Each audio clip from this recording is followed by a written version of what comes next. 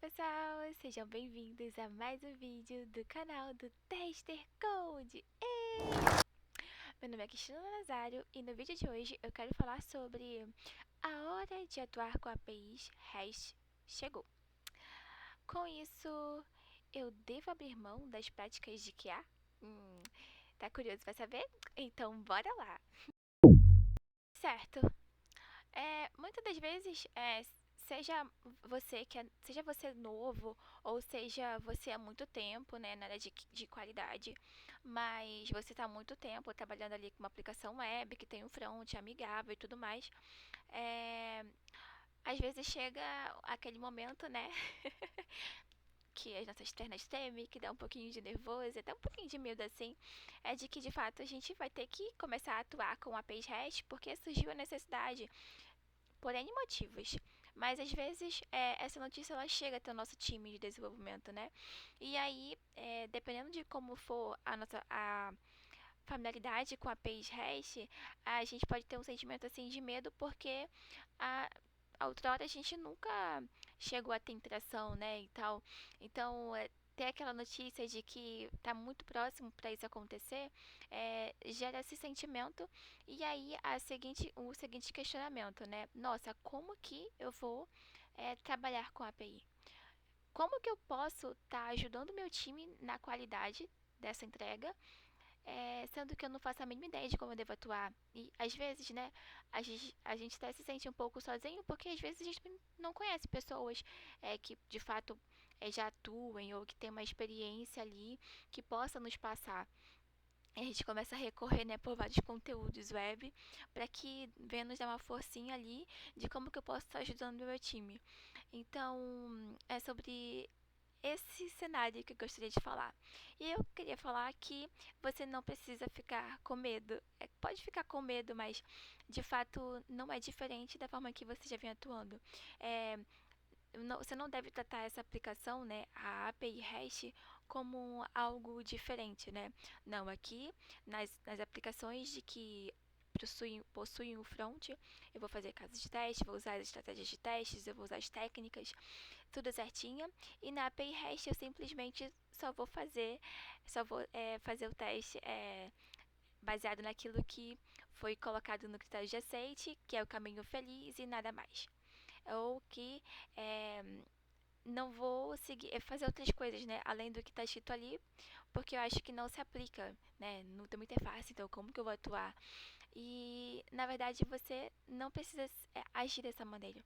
Você pode atuar normalmente com ela, só que usando as estratégias certas e tal, e, conhe e conhecendo de fato o que você precisa saber para que você venha fazer, né, essa adaptação.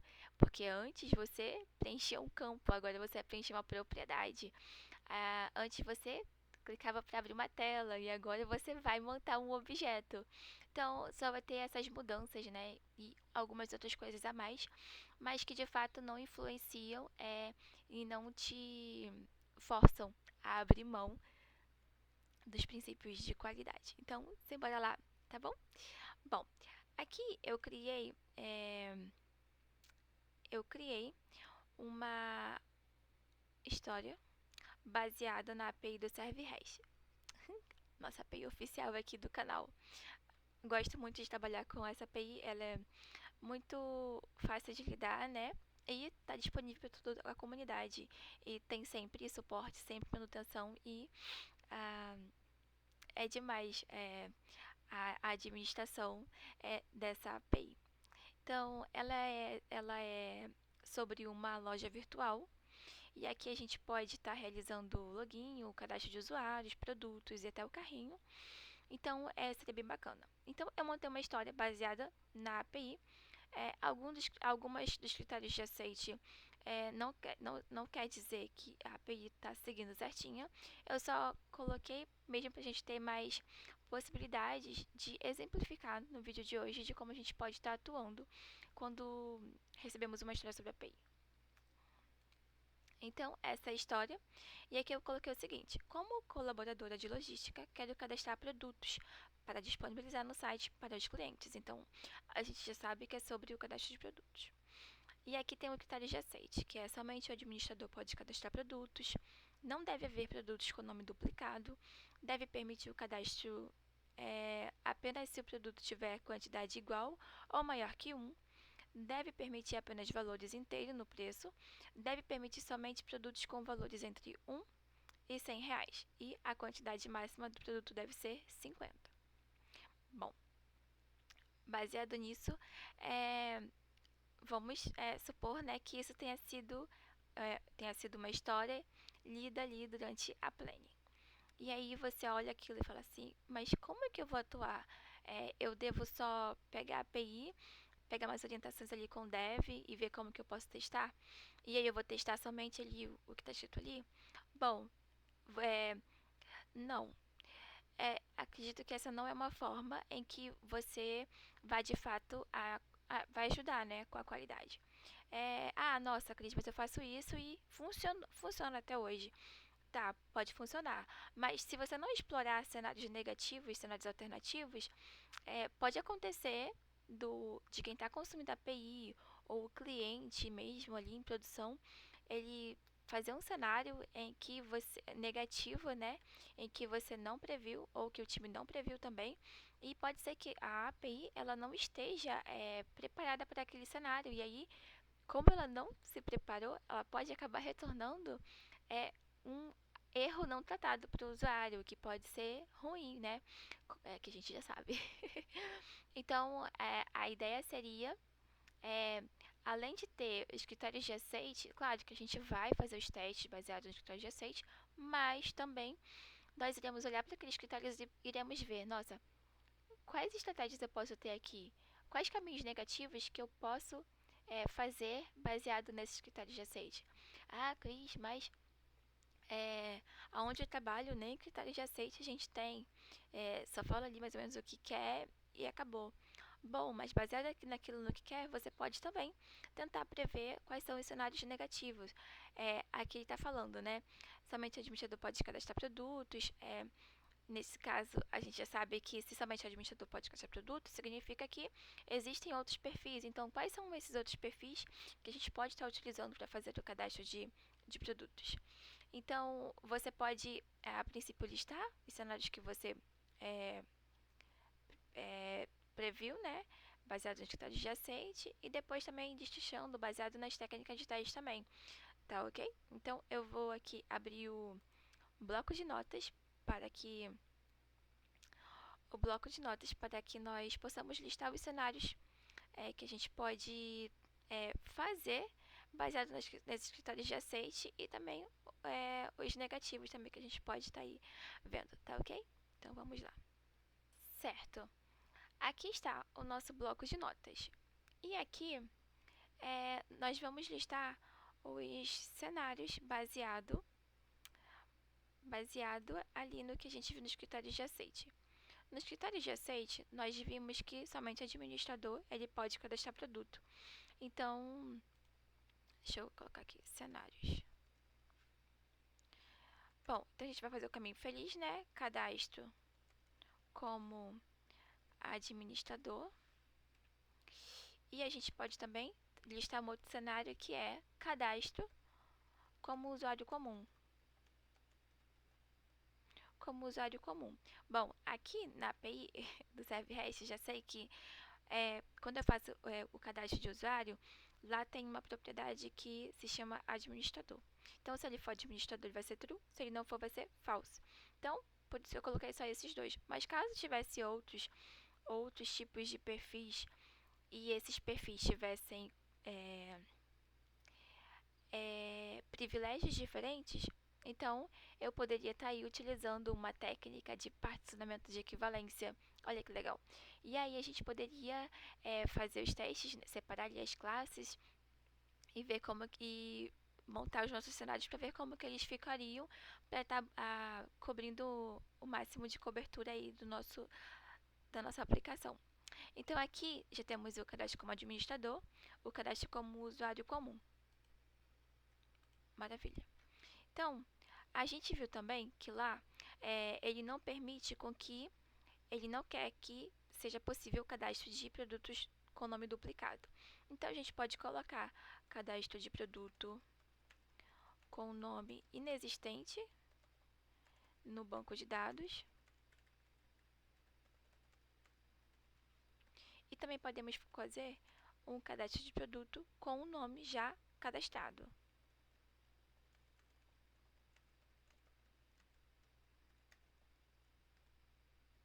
Já cadastrado. Assim a gente já está cobrindo ali, fazendo o teste para verificar se o que está dizendo está sendo de fato respeitado, né? Está fazendo esse comportamento. E também vamos ver o cenário negativo para ver como que nossa aplicação vai se comportar mediante a esse cenário. Porque é uma coisa que eu friso muito, que é de que se a nossa aplicação ela vai estar prevendo aquele cenário.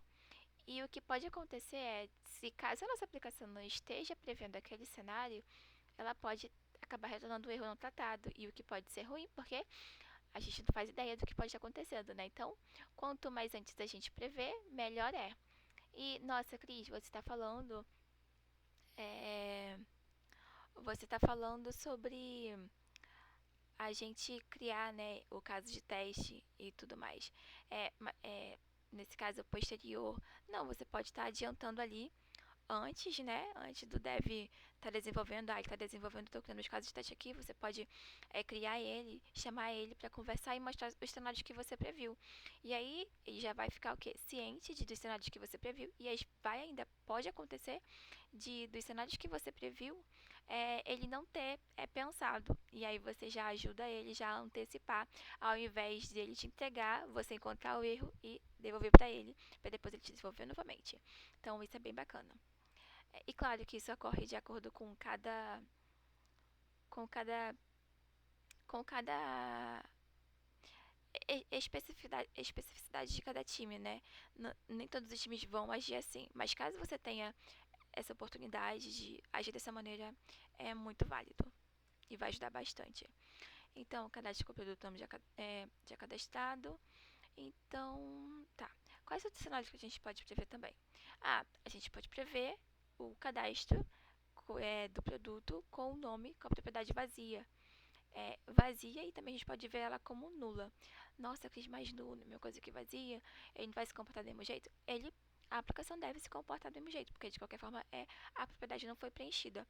Mas acontece das vezes da aplicação ela não tratar. Às vezes ela trata o campo vazio, mas não trata como nulo, então acaba retornando o erro não tratado. Então é importante a gente acabar cobrindo esses dois cenários. Então, cadastro de produto com nome vazio, que seriam as duas strings, duas aspas duplas, né? E também o cadastro. Tá. Na verdade é erro, né? Erro ao cadastrar produto com nome vazio, erro ao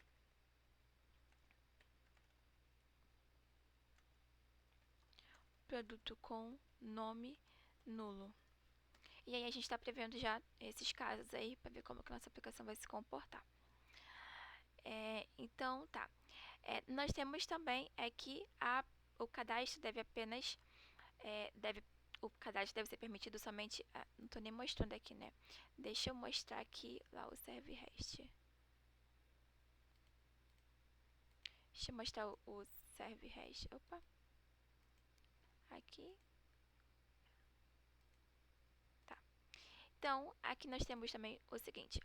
Deve permitir o cadastro apenas se o produto tiver quantidade igual ou maior que 100.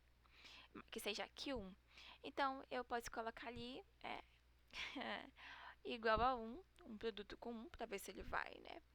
Mas aí a gente pode fazer o uso também daquela técnica de análise valor limite, né? Nossa, se eu colocar 0, o que acontece? Né? Será que a aplicação vai mesmo permitir? Permitir não. Será que ela vai retornar um erro dizendo que aquele valor é inválido ou que o valor aceito de quantidade deve ser igual ou maior que 1? E se eu colocar 2 também, será que ela vai também aceitar? é legal a gente também fazer o uso dessa técnica. E se fosse uma aplicação mesmo que tivesse um front certinho, nós faríamos esse teste, incluiríamos essa técnica dentro do nosso caso de teste. Então, por que não antecipar já para a fase da API? Então, a gente pode estar nesse cenário fazer um teste com é, a propriedade de quantidade com um valor igual a zero, que é um teste negativo, igual a nulo também, que ela é um campo inteiro, para ver como que a aplicação vai se comportar, e com o valor 1, para ver se ela vai aceitar. E também poderíamos incluir com um valor igual a 2 também, para ver se ela também seguiria o fluxo dela normal. Então, eu vou colocar aqui, vou listar. Opa.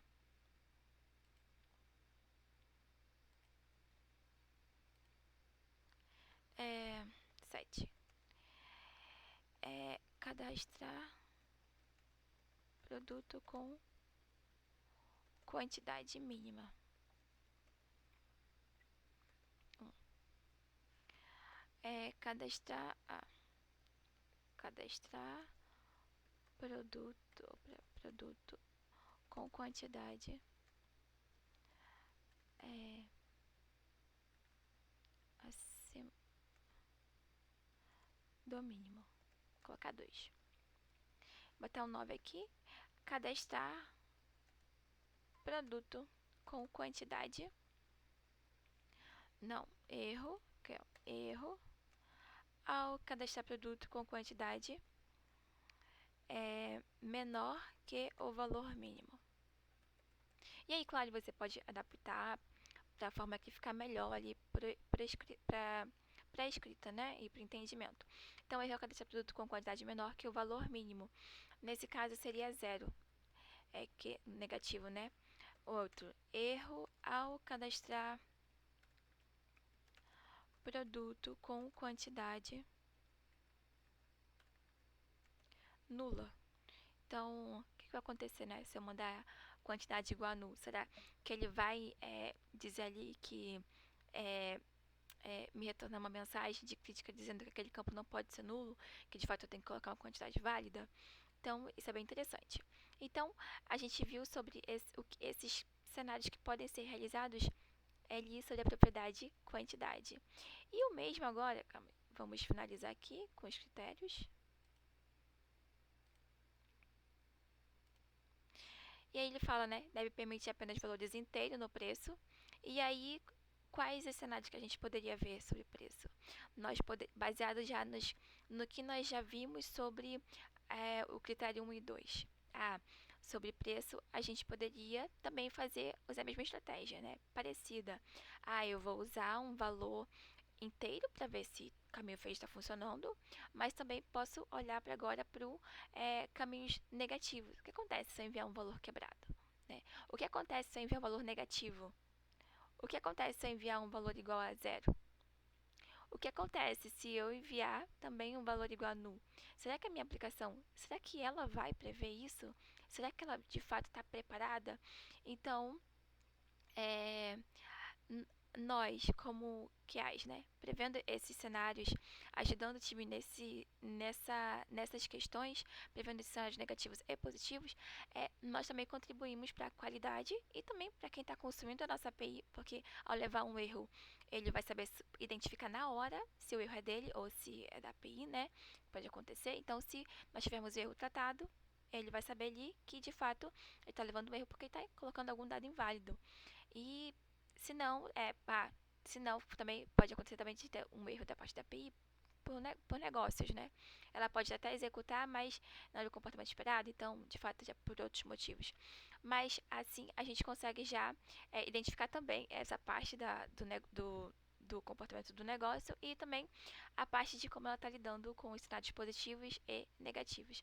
Então, para os demais critérios de aceite, a gente pode também incluir os cenários negativos e positivos e também, claro, prever outros cenários que possam também não estar englobados ali, né, nos critérios de aceite, mas que com as nossas técnicas de testes, com as estratégias, a gente já pensa, opa, pode ter uma falha aqui, né, não sei, por exemplo, de segurança, sobre as questões também das estruturas, né? O que acontece se eu enviar aqui sobre essa propriedade um valor maior do que é suportado no banco de dados, né? Vamos supor aqui a propriedade nome, ela só tem lá no campo está definido que o tamanho dela é 50, né? Ela é um baixar de 50. O que acontece se eu enviar um baixar se eu enviar um, preencher ele com 51 caracteres?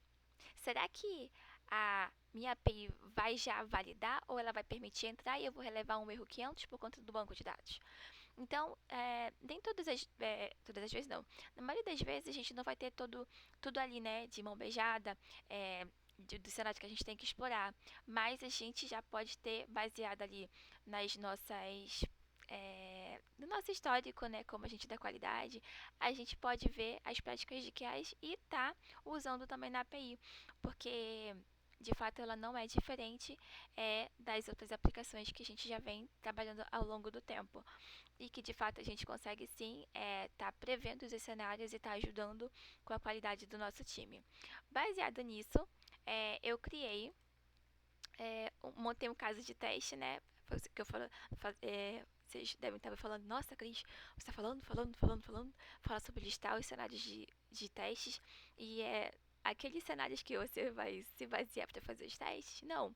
Baseado naquilo, a gente pode começar a criar os nossos casos de teste. E aí eu vou mostrar para vocês como que eu criei, né, o caso de teste. Eu já criei porque senão esse vídeo ia ficar muito longo. Então, eu já adiantei. Deixa eu... Ah, tá aqui mesmo. Eu estou aqui, caso de teste. Então, eu criei um documento e eu vou deixar disponibilizado aqui para que vocês possam acessar depois. Não vou fazer. Eu não fiz o teste sobre os endpoints, né? O caso de teste não é sobre os endpoints da API e nem sobre todas as propriedades. Só deixei um pouquinho assim de amostra para que vocês possam de fato ver através de exemplos como que vocês podem estar usando e que de fato não é diferente. Pode ser um pouquinho diferente, mas que de fato não é impossível colocar agregar, né, trazer nossas boas práticas para cá, de qualidade. Nesse caso, nós não temos que abrir mão dela ao atuar com a API. Então, tá aqui. Botei aqui o caso de teste, o ID, né? Coloquei aqui o autor. A autora, nesse caso, sou eu. Botei um título, né? Cadastro de produto com sucesso. Já podemos até lembrar, né? Lá quando eu listei os cenários. E aí que eu coloquei o pré-requisito, que nesse caso é ter um usuário com perfil de administrador, porque é um caso positivo. Está autenticado na API e o produto não deve ter sido cadastrado anteriormente na aplicação, ou seja, tem que ser um nome único, né? Que ainda não existe na base. Coloquei, eita, eu acabei trocando, né? Método HTTP. Gente, relevem. Eu vou colocar certinho, eu vou corrigir, vou colocar certo. Mas aqui eu coloquei método HTTP. Nesse que tá trocado, método HTTP é esse aqui, o post, e o endpoint é esse aqui, produtos, tá? Mas eu vou consertar e aí vocês vão ver certinho a versão corrigida. E aqui tem a massa de dados, que eu já coloquei, né, massa de dados. Aqui eu coloquei, porque ele está no documento Word, né, no PDF. Mas, geralmente, quando a gente está usando as ferramentas de teste, seja o teste plane do Azure DevOps ou o Zephyr, né, ou outros, eles nos dão a possibilidade já de deixar ali armazenados os dados do teste antes de executar.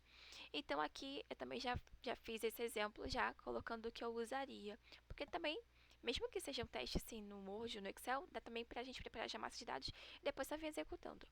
Então botei aqui o nome já, o nome esse, caderno tal, estava inspirada.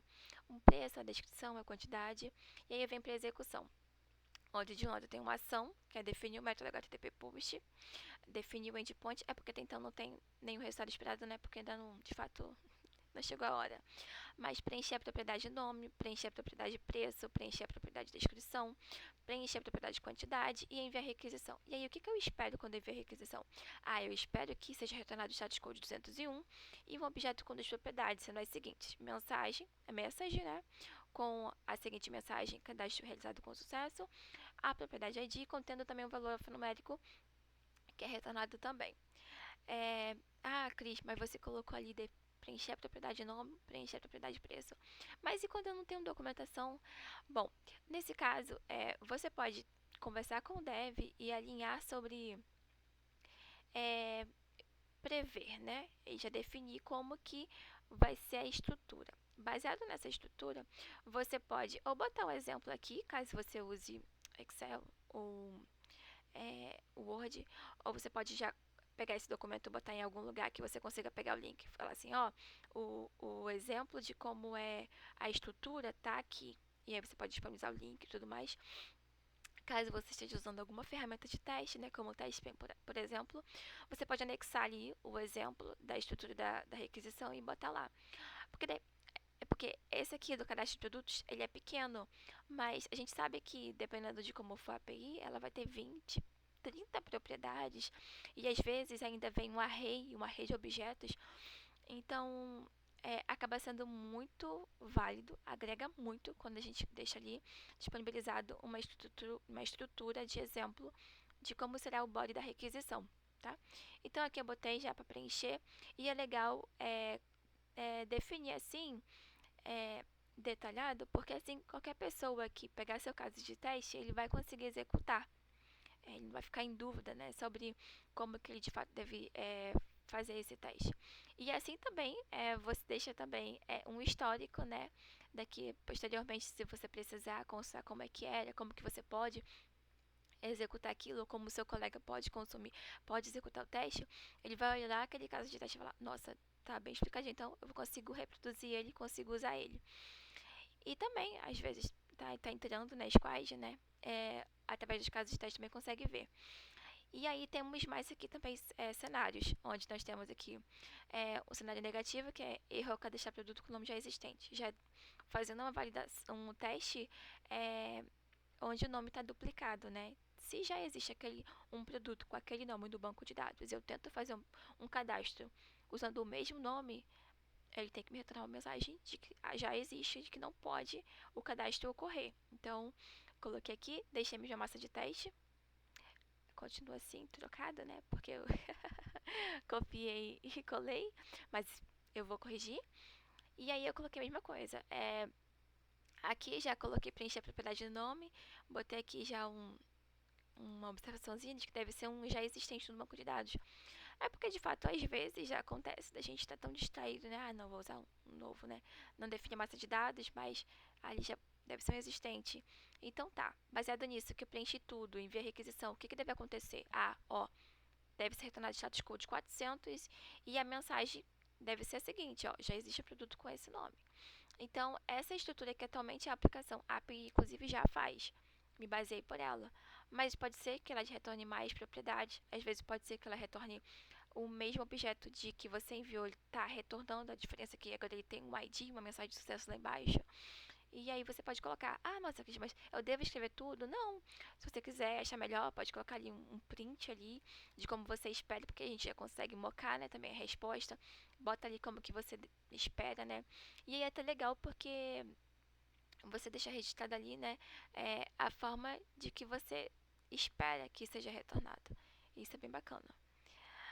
Temos outro aqui também, que é erro ao cadastrar produto com propriedade de nome vazia. Então, o que acontece quando eu envio, né, o nome vazio? E aí aqui eu já na minha massa de teste já atualizei, coloquei já com as duas aspas duplas ali, vazia. Os demais já mudei os dados das demais propriedades. Já coloquei aqui a propriedade de nome deve ficar vazia, somente com aspas duplas. Reforcei isso também, até mesmo para estar explicando para vocês de como que vocês podem estar fazendo isso, né? Preenche as demais propriedades e envia a requisição. O que acontece quando envia a requisição? Ele me retorna um status code 400 e com uma mensagem também, uma propriedade também, com a mensagem dizendo o seguinte, ó, nome não pode ficar em branco. Eu até esqueci de colocar aqui o nome da propriedade, mas de fato quando você faz essa requisição, ele retorna uma propriedade chamada sucesso, mensagem na verdade, com isso, né, de que nome não pode ficar em branco. Então, nossa, tá ok? A API tá fazendo isso? Tá, então passou. Não tá? Vamos voltar. E assim a gente consegue ter os nossos casos de testes aqui, ó. Então, aqui eu já não mudei, né? Mas aqui é nula. Nesse caso aqui, seria com o null. Deixa eu fazer um teste aqui pra mostrar. Seria... É porque eu vou ter que me cadastrar, né? Então, nesse caso seria assim, com um valor igual a null. E aí ele entenderia assim, ah, não, tá errado. Posso fazer aqui, logo mais, opa, seria igual a null, e aí ele não iria. Vou atualizar também esse caso de teste, porque eu copiei, foi um erro meu, mas eu vou deixar ele atualizado para vocês. E aí o que acontece? O que deve acontecer? Ah, também status code 400, e aí é até legal também, que temos a ciência, né? Nossa, eu preciso ter o conhecimento também dos status codes, porque eu não posso dizer que é um status code 200 quando na verdade eu tive uma mensagem de erro, né? Porque 200 é quando deu sucesso e 400 significa que status iniciados em 4 quer dizer que há um erro do lado do usuário. E de fato há, ele me enviou uma propriedade nula, então isso não deveria acontecer. Então ele diz ali, ó, nome deve ser uma string, então eu devo preencher lá certinho e enviar novamente para ver se vai funcionar. Dá ok. E de fato, o meu caso de teste, ele tá, vai passar ou não vai, vai depender do comportamento da API. E aqui nós temos outro também, que é cadastro de produto com valor mínimo. Qual é o valor mínimo? O valor mínimo é 1. O que acontece? Eu mandar com 1. Ah, eu espero, né, no meu cenário ali, eu espero que o cadastro seja realizado, as seguintes propriedades sejam retornadas, o status code seja 201. E aí, beleza. E a minha API deve fazer isso, deve ter esse comportamento. Ah, e com o valor máximo também, eu espero que tenha dado tudo certo, né? 201 e tudo mais. E aí e com o cenário negativo, que é com preço abaixo do valor mínimo. Qual é o valor mínimo? Abaixo do valor mínimo é 1, então é 0. O que acontece? Ah, ele retorna 400 e uma mensagem dizendo que preço deve ser um número positivo. Maravilha. Então, estamos aí também prevendo esse caso. E a nossa API deve responder também ali de acordo com nossas expectativas. E tem outros cenários também, que é o acima do valor máximo, para ver também se ela vai retornar mensagem de erro. Esse é um cenário que eu criei só para ajudar melhor a exemplificar aqui como que a gente pode estar atuando. Na real, a API do ServeRest ela vai permitir, e tá tudo bem, não é um erro. Foi eu mesmo que coloquei isso como critério de aceite, só para que pudéssemos aí ter mais um cenário negativo para que pudéssemos estar, para que eu pudesse estar trazendo aqui para vocês, tá? Então eu botei aqui e tudo mais. Mas se caso a API do ServeRest ela tivesse essa regra e tivesse funcionando, seria um erro e aí a gente teria que criar não estou falando sobre criar um bug para a API, para o nosso time de desenvolvimento, tá? Então é bem bacana tá trazendo esse tema para vocês, onde a gente pode estar de fato criando caso de teste de que, ó, de fato, eu não devo abrir mão das minhas práticas de QA, só porque eu estou trabalhando com a API e ela não tem uma interface de front-end, né? Tudo mais. Bom, então eu vou abrir aqui o Postman para vocês, só para mostrar aquele cenário do nome com nu. Deixa eu mostrar aqui, teste com Postman. Esse aqui é meu workspace, que eu costumo sempre colocar os testes que eu faço durante os vídeos. Eu vou usar esse aqui que já estava importado, já importei um tempo atrás. O login não vai funcionar. Vou criar um cadastro de usuário do zero. Cris, administrador igual a true, né?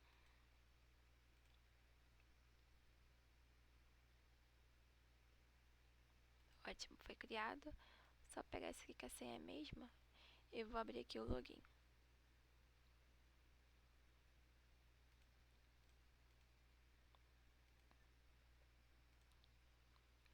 Send.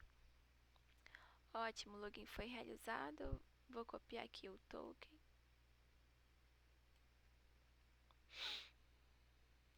Esse está autenticado para cadastrar produto.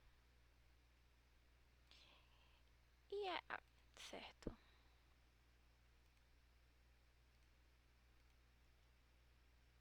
É porque nas outras collections eu faço uso das variáveis. E aqui nesse vídeo eu não irei fazer uso de variáveis. Então eu tenho o nome, né? Eu posso fazer. Tá, eu vou fazer o teste daquele cenário em que o nome é igual a null, porque não tá aqui. Deixa eu ver.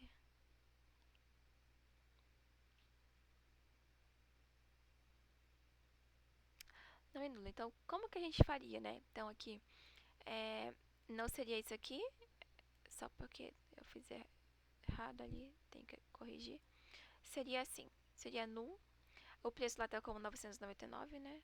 1, 2, 3. Opa. 1, 2, 3.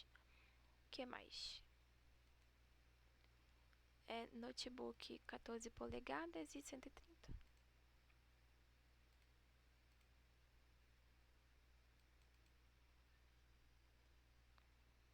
130. Então, lá no caso de teste, eu espero que retorne um 400 com o nome deve e uma mensagem escrita dizendo nome deve ser uma string. Então, vou enviar. E aí ele me retornou um erro 400 e ah, não é propriedade nome. É, mensagem. De fato, é a propriedade mesmo. E ela pega e tem esse valor. Nome deve ser uma string. Então, é, tá. Eu coloquei com a mensagem, tá tudo bem. Porque ó, deve ser retornado um status code 400 e um objeto com uma propriedade com a mensagem. Nome deve ser uma string. Acaba sendo aceitável, mas caso estivesse errado, eu teria que ajustar ali, né? E tudo mais. Mas foi só pra fins mesmo de exemplos e eu espero que ajude você durante seus testes. É, talvez eu não tenha explicado assim tão bem, mas eu espero melhorar ao longo do tempo. E eu quis muito trazer isso porque já tive a experiência, né, de ver colegas mesmo fazendo somente o caminho feliz ali da API. E aquilo me deu um start, né? Claro que a gente conversou e tudo mais depois, mas aquilo me deu um start. Nossa, se isso não deve ser um problema de. O problema não. Isso não deve acontecer só com uma pessoa. Isso deve acontecer com mais outras pessoas. Quantos outros QAs também não devem pensar, nossa, eu devo fazer só o caminho feliz para ver se está funcionando. E não devo trazer as técnicas de testes, as estratégias. Porque também isso aí, um dia atrás foi também a minha dúvida. Eu tive também isso, passei por isso. E às vezes a gente tá. E avança tanto, né? E chega a um ponto que a gente não lembra mais pelo que a gente passou. Então, eu queria muito trazer esse conteúdo porque eu acho que agrega muito. Talvez eu não tenha falado tão tecnicamente assim, mas eu espero melhorar ao longo do tempo. Eu espero de fato, de verdade, que isso ajude a você. Caso você tenha dúvidas, queira comentar algo, bote aqui nos comentários. Curte também, para que também eu possa ver, né, se você está gostando. E que de fato é um conteúdo que está ajudando as pessoas. Então, esse é o vídeo de hoje. Eu não queria muito executar o teste, aquele caso de teste, porque o foco mesmo hoje era mais mostrar que é sim possível criar casos de teste.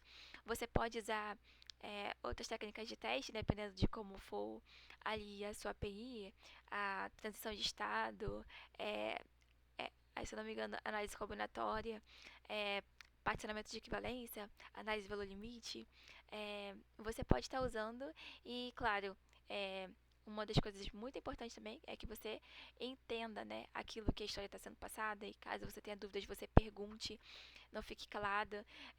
Ali eu não coloquei, mas uma boa pergunta seria, nossa, tem um endpoint e temos que criar um novo endpoint. E quais são as propriedades obrigatórias desse endpoint?